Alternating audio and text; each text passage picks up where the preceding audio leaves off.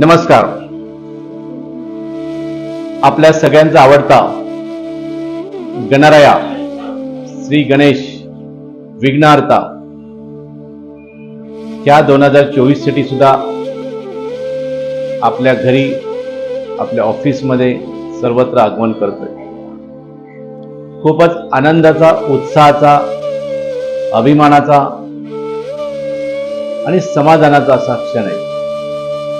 पुढचे 10 दिवस आपण गणपतीचं रोज पूजन करूया. त्याचबरोबर गणपती देवताने, गणेशाने, गणरायाने केलेले वेगवेगळे पराक्रम सुद्धा आम्ही व्हिडिओच्या माध्यमातून आपल्याला दाखवतो. आजच्या गणरायाने आजच्या काळात राक्षसासारखी असलेली संकट ह्याचा नायनाट करण्यासाठी आपल्याला बुद्धी द्यावी, ताकद द्यावी, शक्ती द्यावी आणि इच्छाशक्ती द्यावी अशी मी गणरायाला प्रार्थना करतो. काही हजार वर्षापूर्वी गणरायाने वेगवेगळ्या असुरांचा वध केला.